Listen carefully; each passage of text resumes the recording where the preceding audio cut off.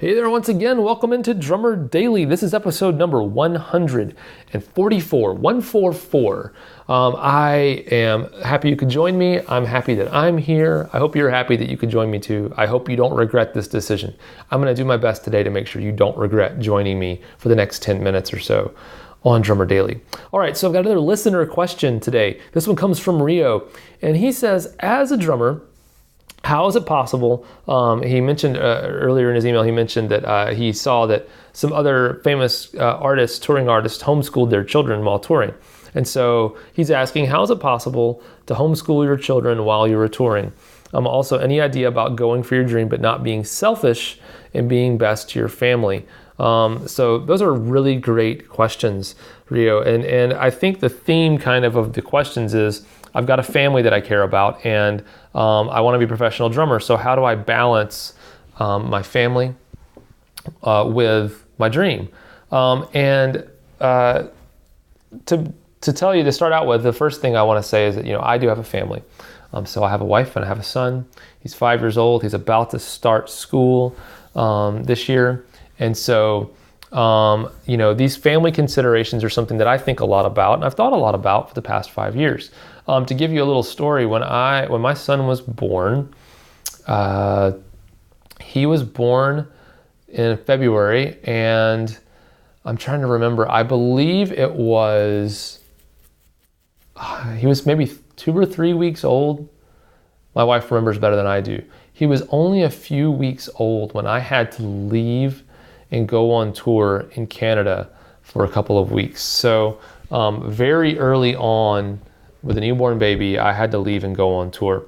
And that was not very easy for my wife. It was definitely not easy for me either. But for different reasons, being away from your first child, things like that. So it was tough. But I just tell you that to let you know that I have experience with like some of this stuff, and it's never easy. I will say this. Because Rio in your email, he mentions a very a famous country artist who homeschooled their children while touring. And as far as making that possible, I will say this, and I don't want to discourage you, but for like 90% of touring situations, you're not going to be able to take your kids on the road with you. If you're a drummer for hire for another artist, it's just not realistic and practical to be able to take your kids with you on the road and then homeschool them while you're traveling. The only exception to that would be like if you are in a band and you're really successful and and everyone agrees to that. But the reality is traveling even on a tour bus, which I've done a lot of, is very close quarters. And just because I'm happy to have my kids with me on the road doesn't mean that the other 8 or 9 or 10 people on the bus would be happy to be living with a 5-year-old or a 4-year-old or whoever it is. It's one of those things where it's like, I'm a professional. I got hired. I didn't get hired to hang out with your kids.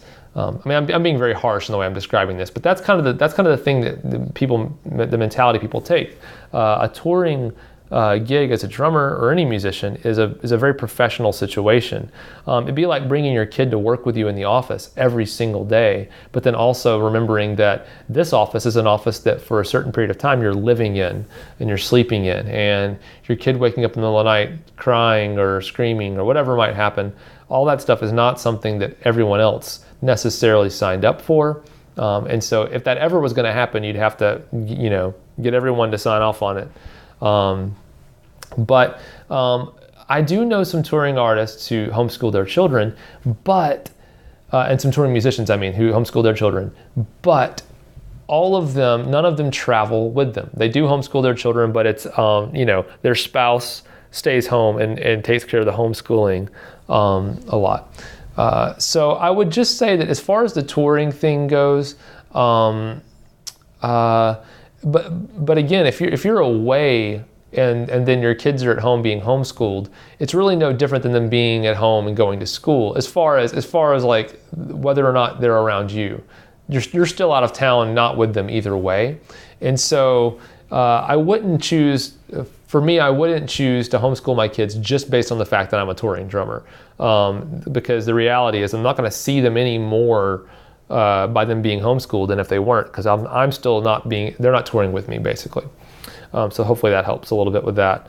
Now the other part of the question was basically how do you pursue this thing as a without being selfish to your family. And there's not really a good answer to that. I will tell you that that's something that I struggle with. It's all right. This has been a dream for my whole life, but I also have a family. And me being a touring drummer was not my family's dream. It was my dream.